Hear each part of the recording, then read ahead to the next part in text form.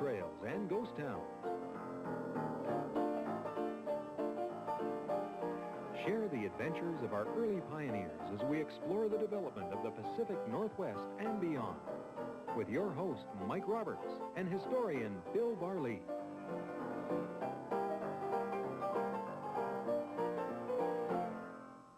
Welcome to Gold Trails and Ghost Towns. I'm Mike Roberts, and with me is Bill Barlee. Of course, he's our storyteller. He's a gold miner himself, author, former school teacher, great storyteller. And today we're going back into a little north of the boundary country, north and east of the boundary country. Yep, go right in the heart of the West Kootenay, Mike, and I think an area which is a storied area in mining history. It's a town that's known all throughout the West, and this is Nelson, the so-called Queen City of the Kootenays, and well-named. You know, this is a gracious town. This is a town with a lot of style. Has had ever since its discovery.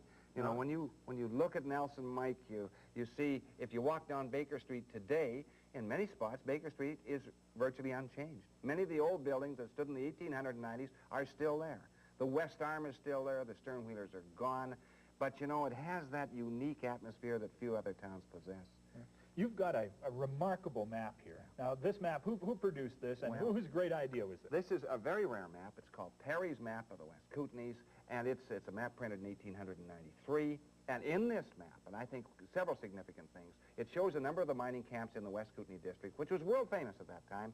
And one of these maps shows the universe, at least actually the world, I should say, not the universe. And in the center of that world, all lines lead to Nelson, British Columbia. Pride. This place stimulated, even in its earliest stages, tremendous pride. They felt this was going to be the place. Well, yeah, this was going to be certainly the capital of the Kootenays, and I think really is considered the capital of the Kootenays. You might have some debate on that from Trail, but I think that Nelson probably deserves that title, and certainly it is still the Queen City. And in this story, we're going to kind of examine how it got its start in a very unique and unusual set of circumstances, really, Mike. Okay, we'll do that right after we come back from this break, the city of Nelson, the Queen City.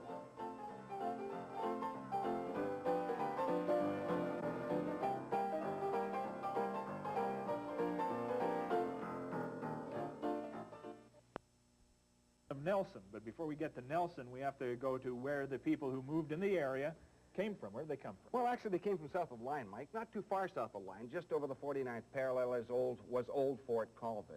And Old Fort Colville was the Hudson's Bay Fort. And there were a lot of individuals, employees of the Hudson's Bay Company, both white and Indian, who stayed there after Washington Territory became Washington Territory, and that international boundary line becomes the 49th parallel. So what happened was, we're looking at 1886, Mike, and this is an important year. And the reason it's important is because in the early 1880s, a lot of people from Colville had contracts with the CPR. It was building through the Canadian Rockies and through the Fraser Canyon, and they had contracts for vegetables and beef and all the rest of it. 1886, that comes to an end, because the railway is completed. And what happens in 1886 is very traumatic for the area of Colville, because there's a crop failure, first of all, there are no markets, secondly, and there's a real depression. And what happens is that the Indian Reserve is hit very hard. And there are two guys living on the Indian Reserve, and this is Winslow and Osmer Hall. And they are married to Indian women, and they have large families. And they get together, the two brothers get together, and they say, look, we're in trouble, what do? Well, we'll have to go north, over the line, and we'll have to discover a mine. That's all that's left of them. That's all that's left. That's the only option for these guys. So they get together, all the boys, that is boys from 14, 15 years old, right up to about 20 years old, and that includes 6 Hall boys between the two brothers, 3 of their cousins, the Oaks kids, and a guy called Willis White, and 2 Indians, a guy called Narcisse Downing and Donnie Williams, and they are both full-blooded Indians, and they go along both as part of the party and as hunters, because they're excellent hunters. So they get all this group of... Quite an entourage, yeah. Oh, yeah, there are 15 of them. Whole community. That's right. So they get about 4 horses, and they leave Fort Colville, and they start traveling up the Columbia River, up towards Northport, actually, what is now Northport, and they go up, and it's a very slow and kind of a tedious route, that first part of it.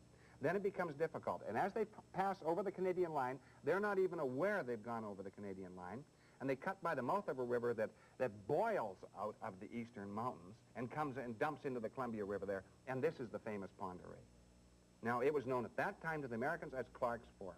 Yeah. Okay? Is this the Lewis and Clark of Clark's Fork? After Lewis and Clark expedition. And this is a river which I think I should describe, Mike. when you look at the Pend Oreille, you look at, I think, the most dangerous river certainly in the West, and probably in North America, mile for mile. And if you examine it, now it's been dammed today, but when it was unfettered, Mike, nothing can compare with it. When you look down from the Zed Canyon, and a little now gap in that wall, and the water just came boiling through. It was a very turbulent river. In fact, you could stand, I remember standing as a kid at the mouth of the Salmo River and looking across the Pend Oreille, and this is probably 40 years ago. And in the springtime, when there's a terrific volume of water coming down that river, Mike, you could stand on one shore of the Pend Oreille and look across, if you're right on the shore, and couldn't see somebody standing on the other side. And you know why? Was it the boil of water? That's right. It came down in such terrific volume that it crowned in the middle. It would crown 7 or 8 feet. And people who stepped into the Pend Oreille by mistake or went down there, went through the Zed Canyon, they disappeared. There was no way you could escape alive from the Pend Oreille. So this was an incredibly wild river. Nothing could compare with it today. There's certainly nothing to compare with it. So anyway, they went up the Pend Oreille. Then they turned at the first major fork, which goes northward.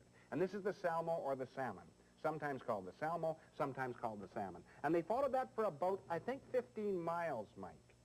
And they didn't go up Erie Fork, and there were placer miners working along this river, here and there all along the Salmon, and of course up in the Erie. And they went beyond that, and they went to a little unknown creek, which wasn't named, and of course there were no maps. Remember, they were going by the feel of the country, talking to some of the Indians. Just looking for anything that might be mineral, right. That might be riches. That's right, and this is a story of coincidence. And they turned on this little unnamed creek, which later became known as Hall Creek. After the Hall brothers. After the Hall brothers. And they went up to the headwaters of that creek, and that's a difficult creek to get up. I've been on it quite a few different times. And they get up to the back of a mountain, which is unnamed.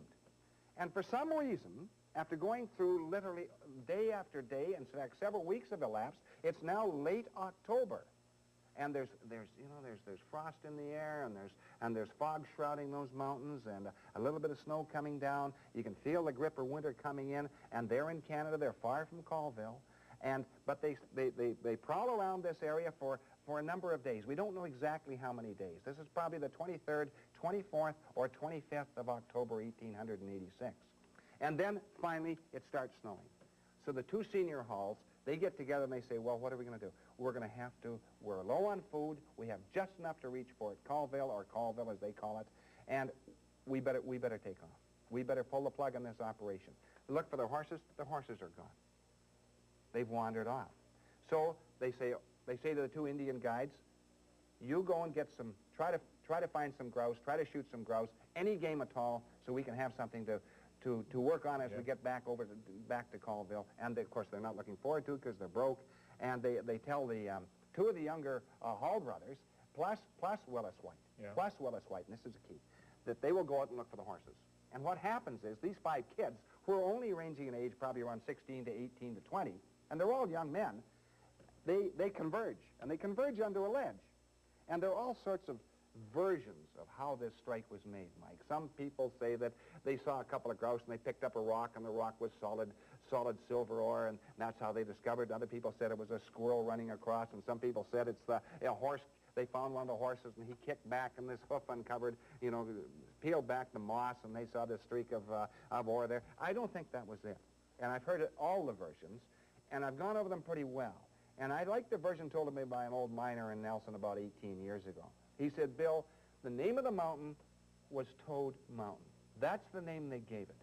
And he said, what I think happened, and this is what was related to me, he said they were huddled under this shelf of rock under it, and they were looking out, a little toad hops across in front of them, unhops out of sight, and they look at the toad, and it perches on a rock, and they look at that rock, and they go over and take a look at it, and they get rocked like this. And they find the Toad Mountain is named after the toad that found them. Precisely. The toad that led them to a ledge of ore like this, which was about 6 or 8 feet of absolutely solid chalcopyrites, and they thought, now this is interesting, in their inexperience, because they weren't veteran miners, they thought this was copper ore. Well, that was good enough for them. So they thought, okay, we'll drive in our claim stakes. They drive in their claim stakes, and as an afterthought, they put a bunch of this copper ore, they get all their horses together, and they pack several hundred pounds of that, what they thought was copper ore, chalcopyrites, into the pack saddles, which they'd brought along with them, and they take it back to Fort Colville. But they don't record their claims. This is late 1886. And they get back into Colville, and they get in touch with a guy called John McDonald, who's an ex-Hudson's Bay Company man, an employee of the company, and he says, well, he doesn't know much about it either. He says, take this ore to a guy called Jake Cobaugh. And Jake Cobaugh is the only bona fide assayer in the Colville district, and there were mines around Colville. And so Jake Cobaugh, he isn't too impressed with the ore either, but he breaks it down. It has hundreds and hundreds of ounces of silver per ton, and the gold is absolutely spectacular. Well, Cobaugh immediately realizes that here are a group of 15 individuals, unlettered individuals, essentially, who've discovered a massive deposit that he wants in on. Yeah. So John McDonald then cuts himself in, and he goes and sees Cobaugh, and he said, look, we're going to cut you in as a partner. And they do cut him in as a partner, so both John McDonald becomes a partner, and so does Cobaugh become a partner. Now, the two Indians who were along on the trip and were part of the whole... and Downey, they were both figured they'd get their share. No, sir. McDonald goes to them. He gives them $250 each, more money than they'd ever seen in their life up to that point. That's a year's wages in that time, Mike. Yeah. And they are pushed out of the operation because they're full-blooded Indians. He said they didn't belong there. And so we have the beginning of what they call the Kootenay Bonanza Mining Company. And they start mining the ore, and what happens, of course, they had to go back in first, and a whole bunch of people followed them. I would guess Colville is alive with talk about this spectacular ore. They can't keep it down. There's no way they could keep a strike like that to themselves. Somebody talks, and talk they did. So when they left in the spring of 1887, half the male population of Colville follows them. And they manage to ditch them, because they're experienced woodsmen, so they do manage to ditch them, and they come back the long way, through Bonner's Ferry, up Kootenay Lake, down the West Arm, and up over the hump, and right onto what they call Toad Mountain. And they stake 4 claims, Mike. They stake the American flag, they stake one called the Bonanza, of course, one called the Kootenay, and the 4th one they stake is the Silver King. And you know, they're all great, but the key is the Silver King. And this mine is to become the Bonanza mine of the Nelson District. This is the mine that really makes the city of Nelson. Take a break here. We'll come back in just a second. They've got the claims. What happens after that? We'll discuss that in a few minutes. Don't go yet.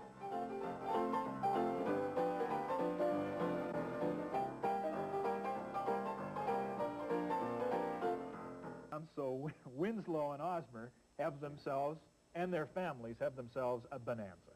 They have a mine that is really quite spectacular. It's known all through the West. The Silver King the name is touted through all the camps on the Pacific Slope, and these guys aren't really mining kings. And it goes straight to their heads, Mike, because by 1891, this mine is producing prodigious amounts of silver ore with significant quantities of gold ore as well, and it seems never ending.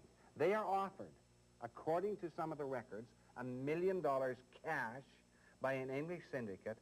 They turn it down. $1 million. Sure. These guys have never seen $1 million.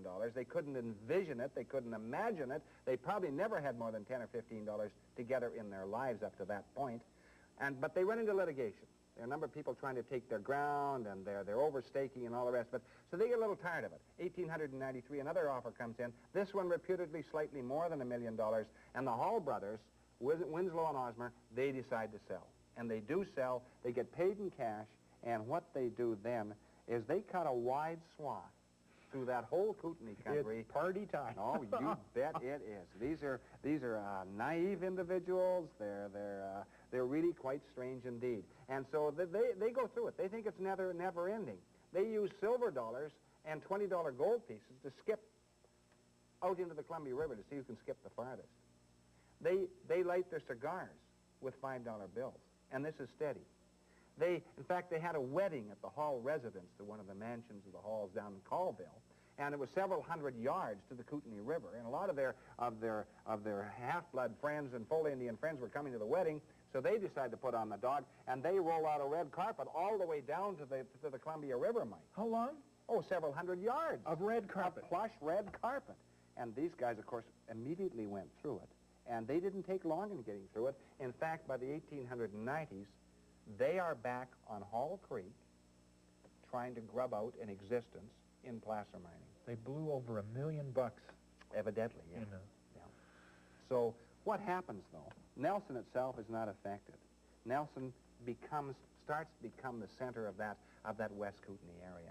And, of course, the Great Northern comes in from the south, and the CPR comes in from the west, and the stern wheelers are coming down the west arm, and it becomes a transportation center. It becomes a great mining town. And another thing that happens, one of the longest gravity tramways in the world goes in, 4.5 miles. So down from the Silver King comes those buckets loaded with silver and ore with a lot of gold in it, and they come down to the Hall Mine smelter, which is now one of the major smelters in the West Kootenay district, and it processes this ore. And when the Hall Mine smelter is established, and when that tram line is established, Nelson is made.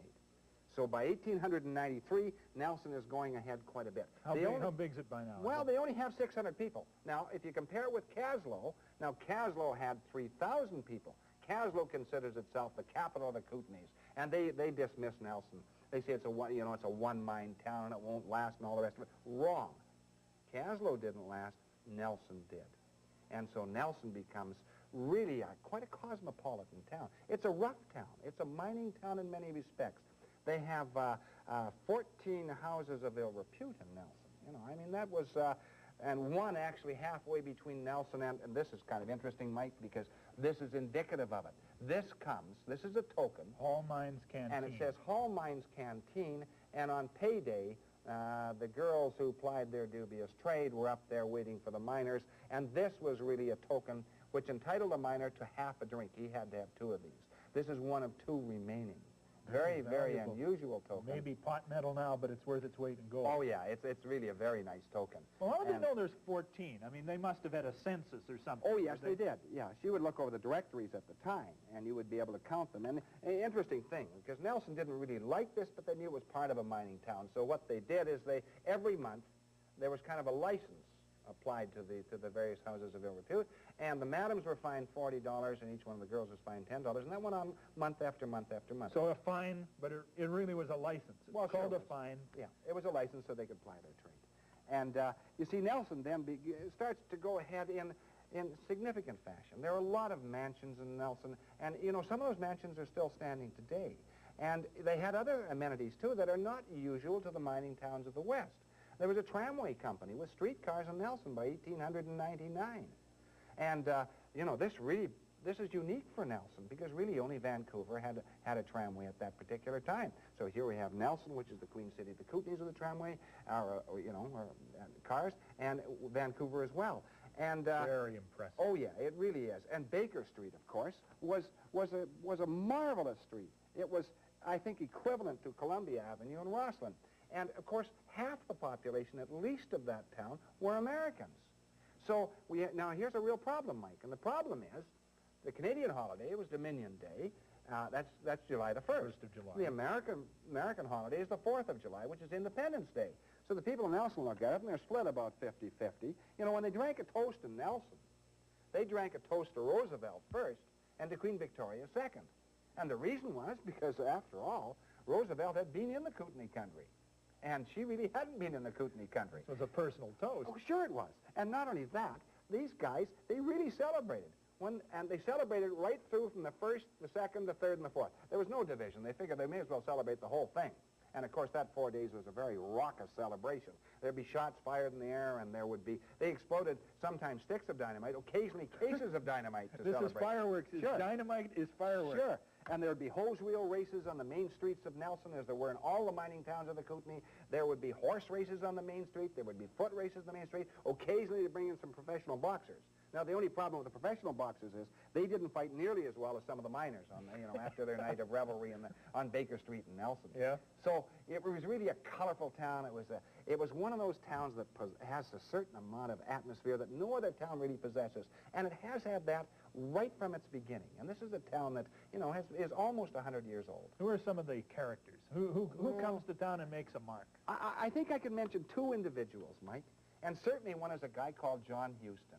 And John Houston, and we have a picture here of him, he is He's a unique character. He has a silver tongue. He's a gifted orator. He had been a printer's devil, and he turns into a publisher and an editor of a newspaper he calls the Nelson Miner in 1890. And he comes into Nelson, and he's a populist. He likes the miners, and they like him. The common people like... Now, he has an awful lot of flaws. You know, there was, I think, probably he admitted himself, he had more flaws than any 50 other men put together in Nelson. He was a womanizer, he was a gambler, he's a carouser, he was a little slippery in deals, and yet he had a certain ethic. You know, he believed in people, and a strange thing about this guy is that people kept on electing him, regardless of his faults. So in addition to the publisher, he became, what was he? Mayor, well, he became mayor of Nelson, okay. and he became mayor pretty well all the time. And he had his finger in the Nelson Electric Company, which was 1896, and this was very, very questionable. There's we would call that conflict of interest. We would certainly call it conflict of interest, because he was one of the major shareholders, and he proceeded to sell it to the city while he was mayor. Now, that takes a heck of a lot of nerve. Yeah. And he did do that, and it didn't work too well. You know, this is on Ward Creek and Cottonwood Creek, drawing for a hydroelectric plant there, one of the earliest cities in British Columbia to have hydroelectric power. And not only that, the guy, when they had the power, everybody close to the plant was fine, but down the line it was kind of a dull brown haze. A brownout happened. Sure. So, you know, and he was a guy that was in Nelson and died eventually in 1910, a magnificent funeral. But there's one other guy we should mention, and this is really the key to him. And if you look on the back of that, Mike, this is Joseph Oline Pattonwood. And we talk about John Houston, but this is a guy who was probably he was a jeweler in Nelson, probably the finest man who ever walked down the main street of Nelson. And I talked to people who knew him in his heyday, and he was superbly honest, he was fair. He was the only man in Canada, he had these produced, both gold washed and silver washed, and they're sterling, of course. Yeah. And he also was the only man in Canada who was allowed to stamp the $1,935 and $36. The Dominion authorities overlooked it. He stamped them with his own little stamp, J.O.P., Joseph Oline Pattonwood. Two different stamps. He had a punch mark in there, and you can pick up those silver dollars today that are stamped with Joseph Oline Pattonwood's original stamp. And he was really quite a remarkable guy. He always believed that Nelson would become the great silver camp of North America. It never did achieve that. But what it did achieve was a remarkable man who had faith in this town right from the beginning, right till his death many years later. And, of course, you can go to Nelson today and visit it and see Baker Street and see the wonderful buildings that are all there. Oh, yeah. And so this town does not have a demise. It has continued life. Well, I think that this town certainly is one of the great mining towns, and probably the greatest in British Columbia. You might have some debate from the people of Greenwood, but certainly it is a unique town, worth visiting, marvelous town. That's all the time we have for Gold Trails today. Thank you for joining us. We'll see you next time. Bye-bye.